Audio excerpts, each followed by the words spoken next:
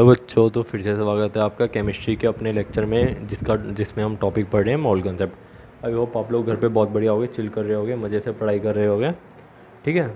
और किसी भी तरह की कोई दिक्कत होती है तो आप लोग प्लीज़ पूछ सकते हो। ठीक है। आज बच्चों हम बात कर लेते हैं कल का हम जितना भी हमने पढ़ा उसका सार निकाल लेते हैं, उसका कंक्लूज़न पढ़ लेते हैं। इसको हम क्यों पढ़ रहे हैं कि तुम्हें फील आ जाए। बात तो हमारी जो हमने 2 फॉर्मूले पढ़े थे उससे बन जाएगी, बट थोड़ा फील आ जाए इसलिए हम इस कंक्लूज़न को, इस सार को हम एक बार देख रहे हैं। तो बच्चों देखो, हमने बात करी थी एक मोल के अंदर कितने एटम या मॉलिक्यूल वगैरह होते हैं। एक मोल के अंदर होते हैं 6.022 इंटू में 10⁻23 एटम, मॉलिक्यूल या पार्टिकल, है ना। इस वाली टर्म को हम एवोगैड्रो नंबर भी बोल देते थे। ठीक है, बहुत बढ़िया बच्चों। हाँ, और हमने एक मोल को हमने ये बोला था कि एक मोल क्या होता है। एक मोल ग्राम में मास भी हो सकता है किसी चीज़ का। जैसे एक मोल H2O का मास कितना हो जाएगा, 18 ग्राम, है ना। उसको भी तो हम एक मोल बोल रहे थे। एक मोल H2O का मास कितना हो गया, 18 ग्राम। तो इधर हमने लिख दिया 1 मोल क्या हो गया, 1 मोल इसके भी इक्वल हो गया अमाउंट ऑफ सब्सटेंस इन ग्राम। कि किसी भी सब्सटेंस का अमाउंट अगर हम ग्राम में ले लेंगे उसे भी हम मोल बोल सकते हैं। जैसे हमने कार्बन डाइऑक्साइड का मास हो गया 44 ग्राम, तो उसे भी हम 1 मोल बोल सकते हैं ना। तो 1 मोल क्या हो गया, अमाउंट ऑफ सब्सटेंस इन ग्राम, जिसे हमने मोलर मास भी बोल दिया था। तो बच्चों देखो एग्जांपल देखते हैं। एक मोल H2O का मतलब क्या हो गया, 18 ग्राम पानी। 18 ग्राम H2O है ना, लिख सकते हैं हमने, क्योंकि हम ग्राम में ले रहे हैं तो इसको मोल बोल सकते हैं। या फिर हम ये बोल सकते हैं एक मोल H2O का मतलब कितने एटम या कितने मॉलिक्यूल उसके अंदर, 6.022 इंटू में 10⁻23 मॉलिक्यूल ऑफ H2O। तो बच्चों देख रहे हो, रिश्ता देख रहे हो तुम। अगर तुम्हें पता हो एक मोल H2O तो तुम बता सकते हो कि जी इसके अंदर तो 18 ग्राम पानी है। या तुम बता सकते हो इसके अंदर तो 6.022 इंटू में 10⁻23 मॉलिक्यूल है H2O गए। तुम्हारे घर में मान लो 18 ग्राम पानी है, तुम तो देखते ही तुरंत बता दोगे 18 ग्राम पानी है, इसके अंदर तो 6.022 इंटू में 10⁻23 मॉलिक्यूल है पानी के। तो कुछ इस तरह से तुम बच्चों इसको फील कर सकते हो, है ना, कि कितना ज़्यादा केमिस्ट्री एडवांस है ना, कि तुम लाइक बता पा रहे हो कि 18 ग्राम पानी के अंदर कितने H2O के मॉलिक्यूल होंगे, है ना। तो बच्चों बड़ी टेक्निक वेक्निक, मास स्पेक्ट्रोमेट्री वगैरह, काफ़ी टेक्निक वगैरह से इन सब चीज़ों को जज किया गया था, है ना। कि तुम मतलब ये रिश्ता हो गया बच्चों। देखो तुम मोल से ग्राम बता सकते हो, ग्राम से नंबर बता सकते हो, है ना, कि ग्राम हमें पता चल गया तो इसके अंदर कितने मॉलिक्यूल वगैरह होंगे, कुछ इस तरह से। ठीक है बच्चों, बहुत बढ़िया। अब अगला रिलेशन जो हमने गैस के बारे में पढ़ा था एक बार उसको भी देख लेते हैं। एक मोल ऑफ गैस कितना था बच्चों, हमने बोला था कि एक मोल ऑफ गैस के अंदर फिक्स अमाउंट ऑफ वॉल्यूम होगा, वो कितना होगा STP पे। ये बात STP पे होगी, है ना। कितना होगा, 22.4 लीटर वॉल्यूम, है ना। इतना वॉल्यूम होगा एक मोल गैस का। बच्चों मान लो तुम्हें गिवन है एक mole nitrogen gas. Nitrogen gas यानी कि N2। Nitrogen generally diatomic form में एग्जिस्ट करती है ना, तो N2। एक मोल नाइट्रोजन का मास कितना हो गया बच्चों, 2 नाइट्रोजन है, एक नाइट्रोजन का कितना होता है 14, 2 नाइट्रोजन का 28 ग्राम। तो एक मोल नाइट्रोजन का मास 28 ग्राम। ये यूँ बोलो एक मोल नाइट्रोजन की गैस के अंदर कितने मॉलिक्यूल होंगे, 6.022 इंटू में 10⁻23 N2 के मॉलिक्यूल, है ना, नाइट्रोजन गैस के मॉलिक्यूल। ये यूँ बोल लो एक मोल नाइट्रोजन गैस के अंदर कितना वॉल्यूम होगा, उस गैस का कितना वॉल्यूम होगा, 22.4 लीटर नाइट्रोजन गैस। और तुमसे कोई पूछ ले 28 ग्राम नाइट्रोजन गैस का वॉल्यूम कितना होगा, तुम बता दोगे 22.4 लीटर। या तुमसे कोई पूछ ले कि 22.4 लीटर के N2 गैस के अंदर कितने मॉलिक्यूल होंगे नाइट्रोजन गैस के, तुम बता दोगे 6.022 इंटू में 10⁻23 मॉलिक्यूल। बच्चों तुम ज़रा सोच के देखना, तुम्हें सोच के बड़ा ज़्यादा मज़ा आएगा कि अच्छा जी इतना ज़्यादा केमिस्ट्री एडवांस है ना। तुम ज़रा फील लेके देखना, you will feel it, definitely you will feel it. ठीक है, so let's move to some question so you understand this more better way, in more precise way. हाँ, तो सी क्या बोल रहा है इसके अंदर, calculate number of molecule present in, कह रहा है कि नंबर ऑफ मॉलिक्यूल बताओ जो हम अलग अलग पार्ट बोल रहे हैं अलग अलग क्वेश्चन में। कह रहे हैं कि 34.20 ग्राम ऑफ केन शुगर है, C12H22O11। कह रहे हैं कि इसके अंदर मॉलिक्यूल बताओ जब 34.20 ग्राम सुक्रोस होगा, केन शुगर को क्या बोलते हैं, सुक्रोस, कि 34.20 ग्राम सुक्रोस में कितने मॉलिक्यूल होंगे। देख रहे हो, अब इन्होंने मास दे दिया, अब कह रहे हैं मॉलिक्यूल बताओ। हम तो सिंपल फॉर्मूला लगाएंगे, गिवन मास अपन मॉलिकुलर मास, और तुरंत निकाल देंगे। ज़रा देखो कितनी सिंपल वे में। क्यों ना सबसे पहले इसका मोलर मास निकाल दे। मोलर मास क्या थे, एक कार्बन का मास 12, कितने हैं 12 इंटू में 12, ठीक है। साथ में ऐड अगला दूसरा एलिमेंट कौन था, हाइड्रोजन, उसको ऐड कर दिया। एक हाइड्रोजन का मास एक, कितने हाइड्रोजन है 22, 1 इंटू में 22। दूसरा एलिमेंट क्या है, ऑक्सीजन, उसको ऐड कर लो, ठीक है। एक ऑक्सीजन का मास 16 है, कितने 11, तो 16 इंटू में 11 हमने टोटल इनको ऐड कर दिया, तो कितना मोलर मास आ गया 342 ग्राम पर मोल। ये यूनिट होती है ना मोलर मास की। बच्चों देखो अब हमसे कह रहा है मॉलिक्यूल निकालो। मॉलिक्यूल कैसे निकाल सकते हैं, पहले नंबर ऑफ मोल निकाल लें, गिवन मास अपन मोलर मास निकाल लें। ठीक है, जब नंबर ऑफ मोल निकल जाएंगे तो हम कौन सा फॉर्मूला लगा देंगे, नंबर ऑफ पार्टिकल या number of atom divided by Avogadro number, हमें मिल जाएंगे नंबर ऑफ एटम्स या नंबर ऑफ पार्टिकल, है ना। तो बस कुछ इस तरह से सिंपल है, ज़रा जल्दी से देखते हैं। देखो नंबर ऑफ मोल्स, पहले नंबर ऑफ मोल निकालते हैं। गिवन मास कितना बच्चों होगा, गिवन मास W 34.20 ग्राम, मोलर मास हमने निकाल दिया 342, तो अंदर से n कितना आ गया, नंबर ऑफ मोल 0.1। ठीक है, हमने निकाल दिया नंबर ऑफ मोल। हमने पढ़ा था नंबर ऑफ मोल का एक दूसरा फॉर्मूला, नंबर ऑफ पार्टिकल या नंबर ऑफ मॉलिक्यूल या number of atom divided bye Na क्या है बच्चों, एवोगैड्रो नंबर। ठीक है, हमें ये वाली टर्म निकालनी है, n क्या है, नंबर ऑफ मॉलिक्यूल। बस हमने मोल निकाल लिया, n निकाल लिया, इसको Na से मल्टीप्लाई कर दो। n क्या है 0.1 और Na क्या है 6.022 इंटू में 10⁻23, हमने इसको मल्टीप्लाई करा तो बच्चों हमारा आंसर क्या आ गया, 6.022 इंटू में 10⁻22 मॉलिक्यूल आ गए। सिंपल सी बात। तो बच्चा लोगों आगे बढ़ा जाए अगले क्वेश्चन के साथ, तुम्हें चीज़ें और समझ आएंगी। तो बच्चों देखो इस क्वेश्चन में पूछा, अब 1 किलो पानी में 1000 ग्राम पानी में अब बताओ कितने मॉलिक्यूल होंगे। देख रहे हो अब कहाँ कहाँ पे पहुँच रहे हैं क्वेश्चन पूछने के लिए, कि 1 किलो पानी के अंदर बताओ कितने मॉलिक्यूल होंगे 1000 ग्राम पानी में, है ना। तो बच्चों फिर से हम तो अपना सिंपल सा फॉर्मूला लगाएंगे, तुरंत बता देंगे इसको। एन कितना होता है, एन क्या होता है, number of mole, given mass अपने मोलर मास। गिवन मास कितना है 1000 ग्राम, मोलर मास पानी का कितना होता है 18, एक हाइड्रोजन का मास 1, 2 हाइड्रोजन है 1 इंटू में 2 प्लस में एक ऑक्सीजन का मास 16, कितना हो गया 18 ग्राम। तो इधर से हमने एन निकाल दिया 55.55 मोल।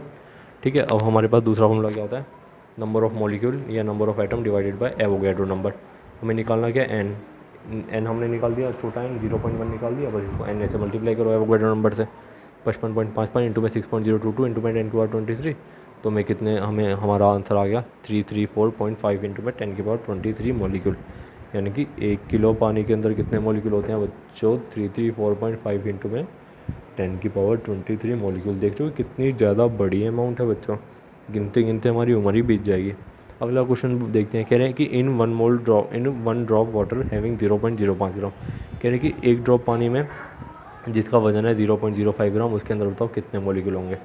फिर से गिवन मास अपने मोलर मास है 18, 0.05 को डिवाइड करा, 0.05 को 18 से डिवाइड करा, एन आ गया नंबर ऑफ मोल। एन का हमारे पास दूसरा फॉर्मूला क्या होता है, number of molecule divided by Avogadro number, या 6.022 इंटू में 10⁻23। तो इसको इससे मल्टीप्लाई करा तो हमारे पास एन आ गया। एन क्या है, हमारे नंबर ऑफ मॉलिक्यूल, है ना, सिंपल सी बात। ठीक है बच्चों, अगला क्वेश्चन देख लेते हैं। कह रहे हैं इसके अंदर मास निकालो। कह रहे हैं कैलकुलेट मास ऑफ KNO3। ठीक है, हमें एन गिवन है, कह रहे हैं मतलब हाँ, कह रहे हैं कि मोल इस बार हम दे रहे हैं, अब इस बार तुम मास बताओ।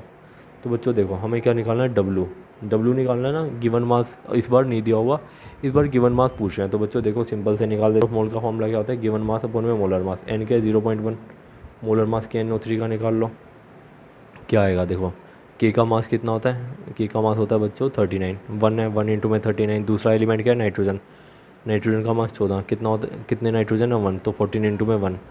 ठीक है, साथ में ऑक्सीजन, एक ऑक्सीजन का मास कितना होता है 16, तो ऐड कर दिया 16 इंटू में 3, कितना आ गया ये 101 ग्राम के आसपास आ गया हमारा मोलर मास KNO3 का। तो बस हमें डब्लू निकालना है, एन इंटू में एम करो, एन हमें गिवन है, एम हमने निकाल लिया, तो डब्लू कितना आ गया, मास ऑफ KNO3 कितना आ गया 0.1 मोल में 10.1 ग्राम, हमने कैलकुलेट कर लिया।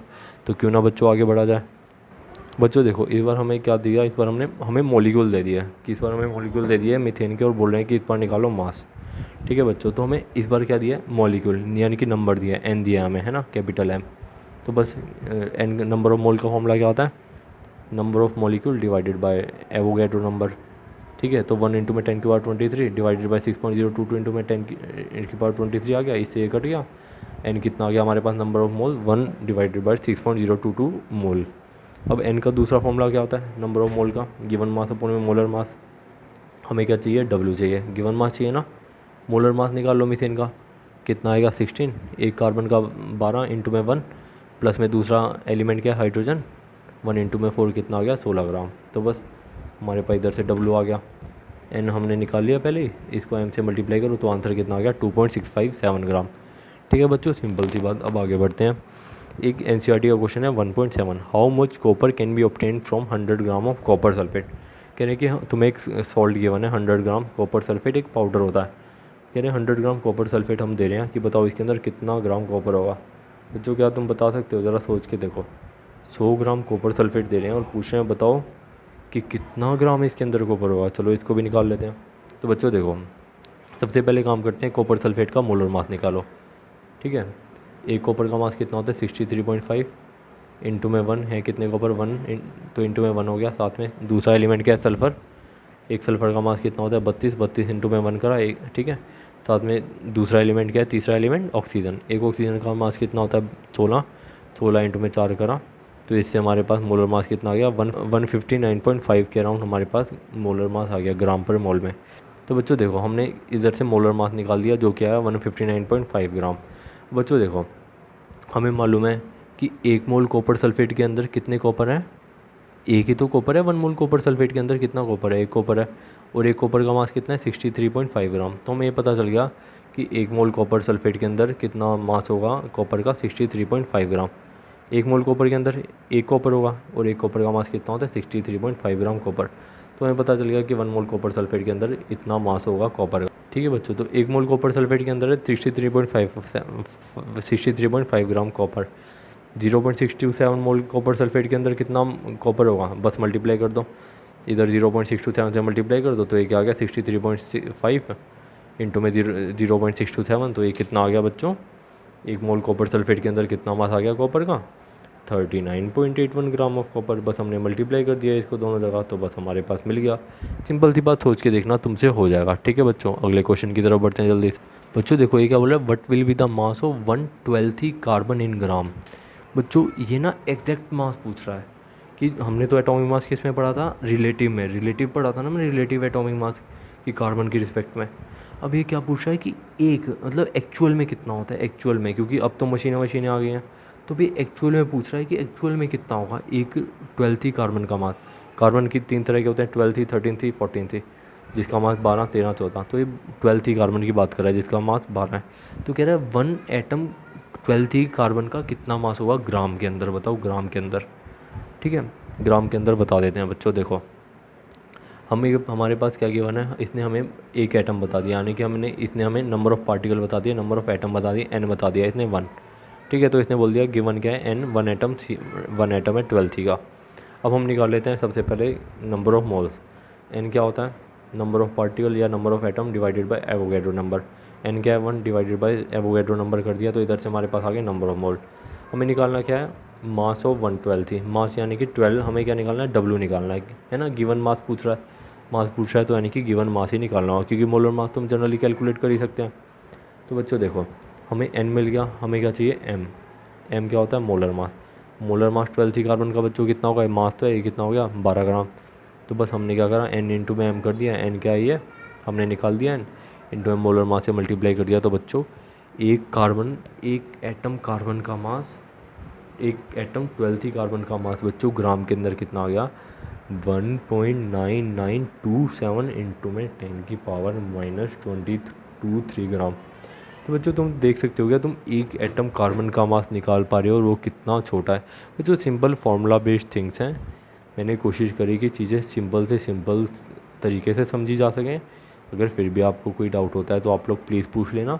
ठीक है, इसी के साथ हमारा मोल कॉन्सेप्ट भी ख़त्म होता है। ठीक है बच्चों, thank you so much, see you in next lecture.